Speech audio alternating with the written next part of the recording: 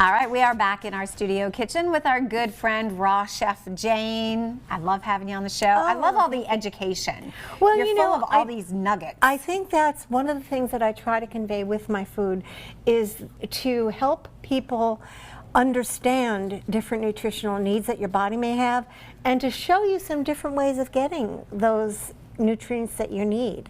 Okay, and not too many people understand what raw vegan means. I mean, when I first heard of raw vegan, I thought it was celery, carrot sticks, and salads all the time. I had absolutely no idea it was so vast. Oh yeah. Which is where I am. Which you've shown us, and I think you've shown our viewers, and even if you're not 100% raw vegan, but to be able to incorporate some of these into our daily lives. Exactly. So much better Exactly. It helps a lot. Well, here I've added my chia seeds. How much chia? You want it to be so that you can see the chia seeds in there and that they're well incorporated. It's kind of up to you how many tablespoons you want to use. I used about 3 tablespoons of chia seeds in this amount, and I'm putting this into a container which is going to go into the refrigerator, and then this will thicken up after a couple hours, and it actually tastes really nice when it's cold also. And you let me try a little sample just even before we added the chia seeds, and it has wonderful flavor. It does. Now, can you add other fruits to this? Well, of course you can add other fruits to it. Again, I'm giving you a guideline. I'm not giving you, this is not cast in stone. Okay, what I do is give you a guideline so that you can see other things that you can do. Like if you wanted to add mango to this, okay, that would be great. Just add it fresh to the end? Yeah, well, no, add it in with the bananas. Okay.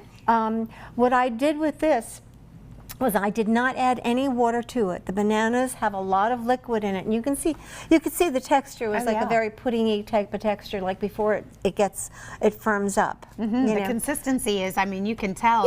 It's already.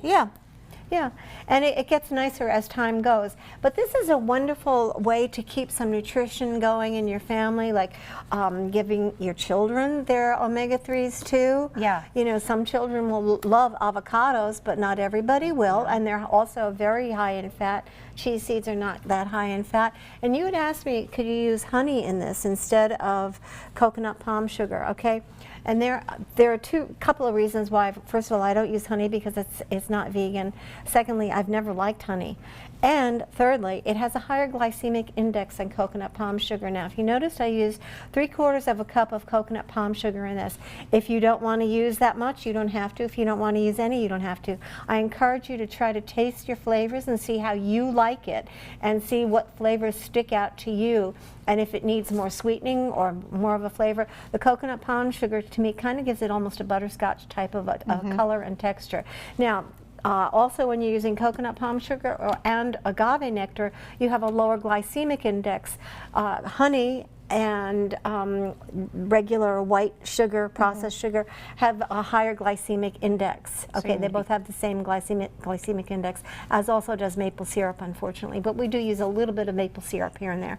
But important to know for people that are really... Absolutely. That's why I do use the coconut palm sugar. And I love the flavor of it, too, at this point. Yeah, it really added, I think. Right? Yeah, I think it helped. And it went well with the bananas. Yes, it does. It does. Good stuff. All right, and thank you for showing me how to use chia seeds. I'm trying to be more intentional, add that to my diet. It's important for us, those omega-3s.